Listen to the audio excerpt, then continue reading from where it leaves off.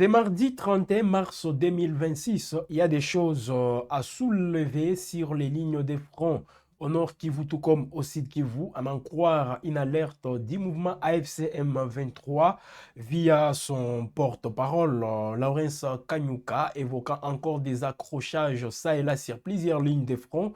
Comme toujours, là, il dit que ce sont les FARDC qui attaquent leurs positions. Jusque-là, on n'en sait pas trop côté forces armées de la République démocratique du Congo et ses alliés, si réellement ce sont des offensives qui peuvent aussi avoir un objectif. Mais sur terrain, il faut quand même les dire. Dans les premières heures déjà de ce mardi 31 mars 2026, des attaques aussi coordonnées ont été déclenchées, voilà, et surtout d'une manière aussi générale, hein, sur l'ensemble des lignes de front visa, encore une fois, des zones où on peut constater la présence des civils, hein, et des même certains qui avaient pris des dispositions pour éviter à ce qu'ils soient pris aussi, d'où qu'ils puissent être parmi ces victimes, comme on les dit tous les jours. Alors d'abord, au niveau de l'axe Minembwe, ici, la coalition a donc les FARDC et tout ce qui va aussi avec, donc les soutiens qui bénéficient les FARDC. D'abord, il y a les Ouazalendo, il y a aussi les forces burundaises dans cet axe-là. Au niveau des Minembwe, on signale justement les villages de Rugezi, Kalingi, Gakenke et Bidegou qui ont été visés. Alors pour l'instant, on a même évoqué des bombardements. On évoque plutôt parce que ça se passe, c'est mardi, hein, justement. Les bombardements qui ne font que se poursuivre sans relâche, hein, exposant bien sûr les populations civiles à un danger aussi extrême. Ça se passe bien sûr sur l'axe Minembwe dans la province du Sud Kivu. Au niveau des Kalehe aussi, on parle des attaques, mesdames et messieurs, au niveau du village de Lumbishi et ses environs. Et ça va même au-delà parce que ce sont des opérations dans une logique, bien sûr, chacun veut prendre la suprématie sur l'autre. Et ça crée encore une fois, ou donc ça renforce ce qu'on a toujours décrié ici comme étant une escalade des conflits malgré les efforts manifestés ça et là. C'est vrai, on a évoqué les retraits des mouvements où ils ont des troupes de l'AFCM 23 à Lubero. D'ici là, on va parler aussi des Lubero parce qu'il y a des accrochages qui sont signalés de ces côtés-là. Et on a aussi, on s'est focalisé beaucoup plus sur cette grande annonce du chef d'état-major adjoint des forces armées de la République démocratique du Congo, le lieutenant-général Ishaligon Zandourou Jacques, lui qui a annoncé la traque des FDLR tout en leur offrant une possibilité ou une occasion de se rendre pour éviter aussi qu'ils soient contrés, voilà, par les forces armées de la République démocratique du Congo. Il a annoncé le dimanche dernier et c'est tout ça, mesdames et messieurs, on a pris ça comme étant des actes aussi forts pour apaiser ou favoriser la mise en place de tous les engagements pris, que ce soit au niveau des Doha, tout comme au niveau des Washington. Alors déjà, c'est une escalade avec toutes ces attaques enregistrées. C'est mardi 31 mars 2026. On voit aussi l'axe Lubero, mesdames et messieurs, avec les villages de Kabacebc et Mutondi qui sont également sous l'effet. Là, on voit encore des attaques qui ne font que se poursuivre dans cette partie du Nord Kivu. Voilà, alors côté mouvement, donc côté la rébellion de l'AFCM 23, il parle bien sûr il dénonce des nouvelles offensives d'envergure, voilà, tout en condamnant avec la plus grande fermeté la décision irresponsable, selon les mouvements bien sûr, hein, parce que c'est une publication de son porte-parole, Lawrence Kanyuka, qui parle bien sûr qui évoque une irresponsabilité du régime de Kinshasa d'abandonner les processus de paix au profit d'une option belliciste.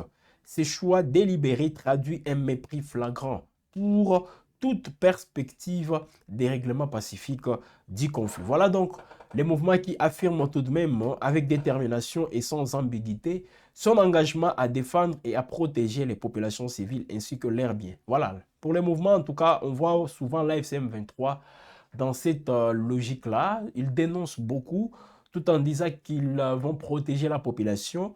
Mais souvent, on voit qu'il y a aussi des difficultés côté mouvement AFCM 23 pour en fait prendre les déçus sur les FARDC. Bien que récemment, il y a des entités qui sont passées sous contrôle du mouvement, surtout ces entités hier, toujours dans le territoire de Lubero, sur l'axe Lubango. Ici, les éléments de l'AFCM 23 ont signé les retours, donc ils ont repris les contrôles de cet axe Lubango après voilà, quelques heures de combat avec les Wazalendo. On dit qu'il y a des Wazalendo qui ont été neutralisés. Quelques sources, bien sûr, proches du mouvement AFCM 23 qui véhicule, qui donc donne toutes ces informations. Mais ici, on attend aussi, parce que les FARDC sont là, les Wazalendo aussi, que ce soit l'axe Lubero, parce qu'on les a vus aussi tout juste après les retraits des troupes de l'AFCM 23 dans plusieurs localités. Tout d'un coup, les Wazalendo ont fait donc ont signé les retours, tout comme les FARDC, pour justement, selon en les écoutant, ils ont dit nous sommes là pour se rassurer du retour de l'autorité de l'État. Alors déjà, il y a des villages qui sont récupérés, ou donc après les retraits de l'FCM 23, Faustin Mouyoua qui nous réalise peuvent montrer déjà toutes ces images. Hein. Montrer, voilà, comme vous le voyez, là, c'est dans le territoire des Lubero, les troupes ou les Wazalendo en train de regagner toutes ces entités et les FARDC après les retraits des troupes de la FCM 23. Ça se passe dans l'est de la République démocratique du Congo, mesdames et messieurs. Ce ne sont pas, c'est pas juste les seules entités. Même à Walikale, on a vu aussi les mouvements après tout simplement les retraits des troupes de la FCM 23. C'est bien sûr les troupes, voilà, comme je le disais, c'est bien sûr les troupes FARDC et les Wazalendo qui ont regagné toutes ces entités. À Walikale, tout comme à voilà, là c'est à Walikale, les ponts qu'on a toujours dénoncés. Donc on évoque toujours ces ponts en voyant les FARDC traverser, les Wazalendo aussi, pour prendre le contrôle total de toutes ces entités dans le territoire de Walikale, abandonnées par les éléments de l'FCM 23. Alors pour l'FCM 23, il y a des gens qui disent que c'est une façon de montrer combien de fois les mouvements s'engagent à respecter ces engagements. Les mouvements s'engagent aussi à à montrer sa bonne foi vis-à-vis de Kinshasa, parce que tout ça, selon le mouvement, ça fait partie bien sûr des engagements pris au niveau des Dora. Alors, les mouvements attendent aussi des gestes côté Kinshasa. Alors, de l'autre côté, donc toujours dans les mouvements AFCM 23, il y a d'autres qui disent non, c'est un repositionnement tout simplement. Alors, on ne sait pas quelle est la vraie version jusque-là, mais quand même, hein, c'est tout ce qui est en train d'être évoqué. Côté gouvernement congolais, le gouvernement dénonce toujours aussi l'attitude de l'FCM 23.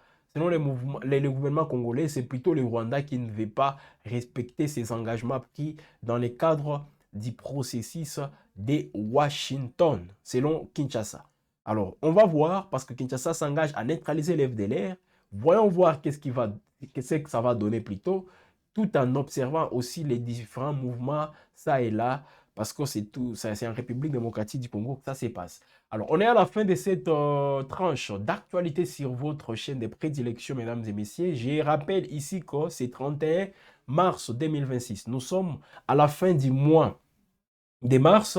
On signale des combats sur plusieurs axes au site Kivu. C'est d'abord l'axe Minembwe, où les accrochages sont signalés. Au niveau toujours des sites Kivu, l'axe Kalehe avec Lumbishi. Là aussi, on parle d'autres accrochages entre les belligérants. Eh bien, on a aussi au niveau des Lubero où on signale des bombardements, tout ça. Eh bien, nos sources sur place, mesdames et messieurs, sont toujours aussi mobilisés, voilà, pour nos équipes sur place, très mobilisées bien sûr pour nous donner toutes les précisions et surtout l'évolution de la situation. J'ai dit merci à Faustin Mouiwa, lui qui nous a bien sûr réalisé, lui qui nous a permis encore une fois d'arriver chez vous comme il faut.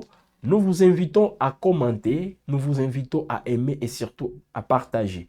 Voilà, Wab Info vous accompagne aujourd'hui parce que, comme vous le savez, la grande actualité, c'est aussi cette ultime finale des barrages. La RDC qui va donc croiser les fers avec la Jamaïque.